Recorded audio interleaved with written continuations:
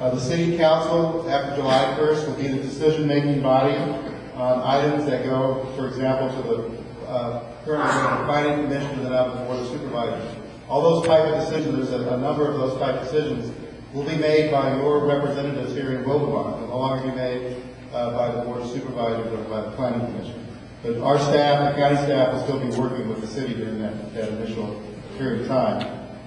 During that transition year, as a resident of Wildemar, you'll still be able to get services from the county for most cases, but there will be some services that will be transitioned in a different fashion.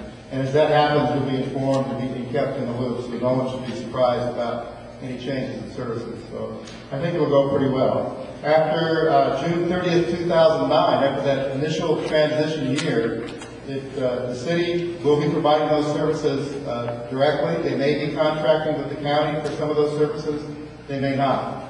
So basically, there will be three phases of this transition. There's the pre-incorporation phase that's now until June 30th, 2008. There's the post-incorporation transition, which will be that first year of services where the county will be working closely with the city to provide services.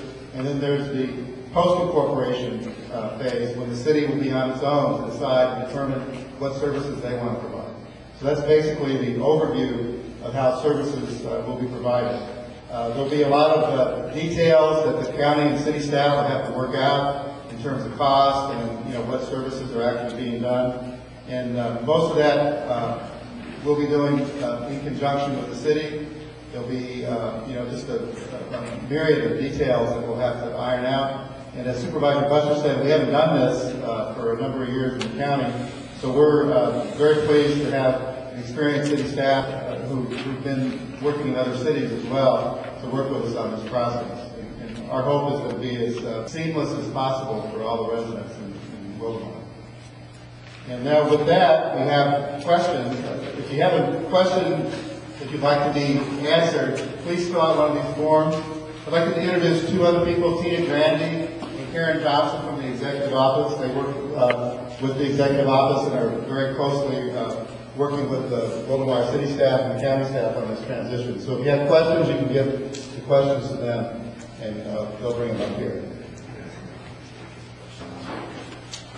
There's a number of questions I already have, so I'll go through these. And what I'll do on the questions is I'll refer to the appropriate person to answer, and there's a microphone up here. And there may be, for some questions, there may be more than one person that will want to answer that. So if there is, and if I choose, and I may even choose the wrong person to answer. And if I do that, so that the right person may want to answer. So the first question is, what will be the police situation in Wildemar as of July 1st?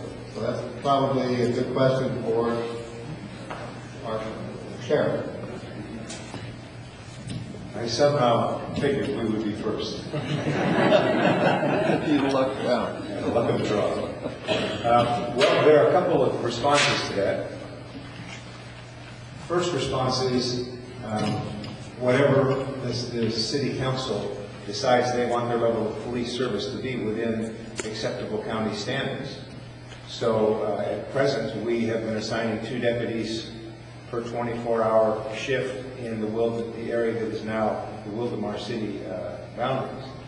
And so that's just been for patrol services. When the city becomes a city, then the city is responsible for all police services, which then would include traffic, which we don't typically perform those services except in incorporated cities.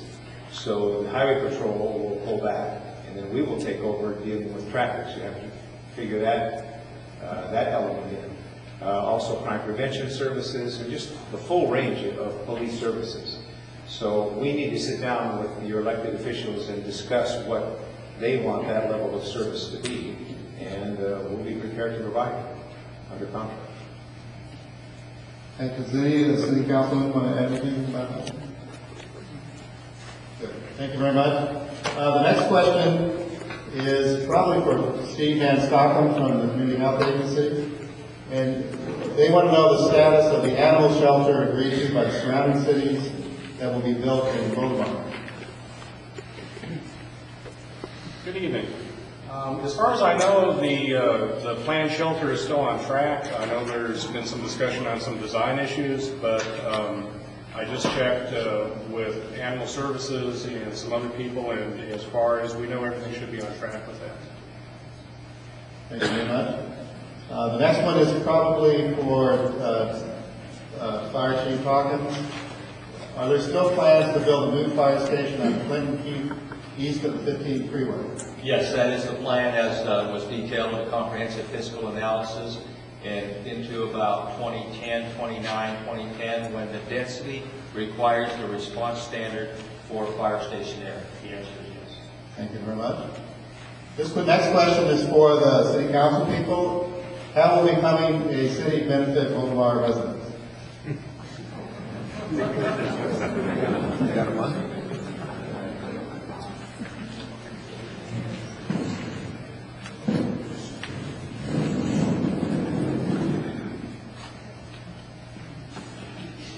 Come right down here with you.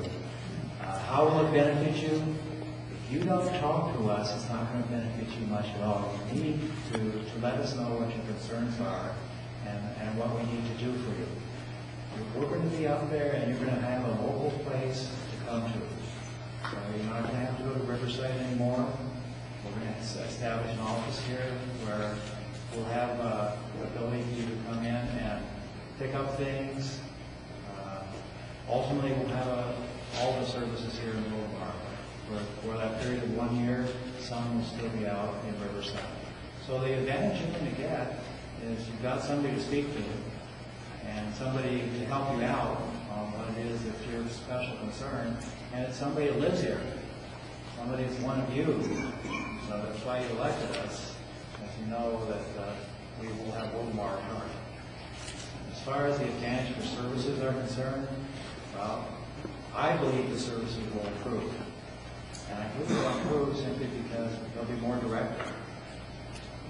You heard the sheriff say, well, the city council is going to provide services and they're going to add the traffic service in because highway patrol is going away. Well, that's going to happen, but what is our major concern here in Wildomar? We're going to listen. Is it graffiti? Is that one of our concerns? I don't know. Everyone's against it, but we're going to have to make a judgment based on what you tell us and what we see around us as to how to serve you. So that's a great advantage for you because the county has to take care of this whole area, and it can't spend a heck of a lot of time figuring out the exact way that Wildomar ought to do. We should be spending that time, and you should be helping us with that.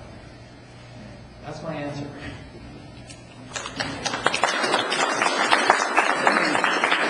Thank you very much. The next question is about the formation of the city. It's about the revenue neutrality laws, and we'd like a detail on how that works. So maybe the best person to ask that would be Gary Thompson, who was the consultant that worked on the CFA and is working with the county on this transition. He worked on that revenue neutrality issue.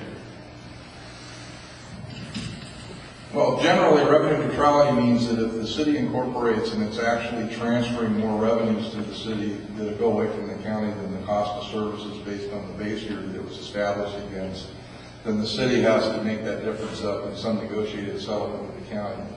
In the case out here, though, that number actually was reversed a little bit because even though the city viability was good because of additional revenues the city gets for motor vehicle fees and stuff like that that the county doesn't lose, the county actually transferred a little bit more in service costs than they did in revenues.